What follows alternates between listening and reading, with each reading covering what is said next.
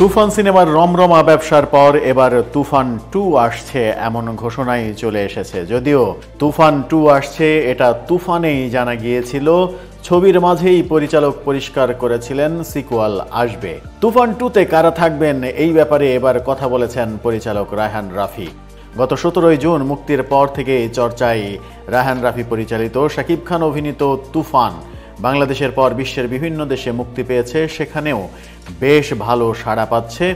ভারতে সাড়া কিছুটা কম হলেও সারা বিশ্বে সাড়াটা বেশ নজর কাড়া। মুক্তির পর থেকে অনেকের প্রশ্ন, তুফানের সিকুয়াল কবে আসবে? পশ্চিমবঙ্গের দৈনিক আনন্দবাজার পত্রিকার অনলাইন সংস্করণে দেয়া এক সাক্ষাৎকারে ব্যাপারটা পরিষ্কার করেছেন এবার পরিচালক রায়হান রাফি। রায়হান রাফি এখন যুক্তরাষ্ট্র সফরে, সেখান থেকেই তিনি আনন্দবাজারকে জানিয়েছেন দেশে ফিরেই তুফানের সিকুয়ালের কাজ শুরু করবেন। আপাতত তার ভাবনা তেমনটাই। সেই অনুযায়ী সিকুয়ালের চিত্রনাট্য ঘষা মাজার কাজও চলছে। এবার আরও বড় পরিসরে আসবে নাকি তুফানের প্রায় অভিনয় শিল্পীরাই তুফান 2-তে থাকবে।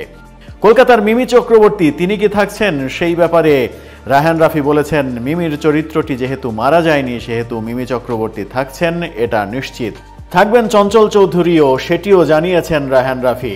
মিমি প্রসঙ্গে বলেছেন, দেখুন আগের ছবিতে মিমির মৃত্যু দেখানো হয়নি, ফলে এ ছবিতেও তিনি থাকবেন, চঞ্চল চৌধুরীও থাকছেন। চঞ্চল চৌধুরী, মিমি চক্রবর্তী, শাকিব খান, তুফানে আর কারা থাকছেন, নতুন কারা যুক্ত হচ্ছেন, কলকাতার একাধিক আরও শিল্পী যুক্ত হবেন এমনটাও নিশ্চিত করেছেন রায়হান রাফি। তুফান 2-ই আসল এমন কথাও বলেছিলেন। দেখা যাক তুফানের সিকুয়াল কতটা মাতাতে পারে দর্শকদের।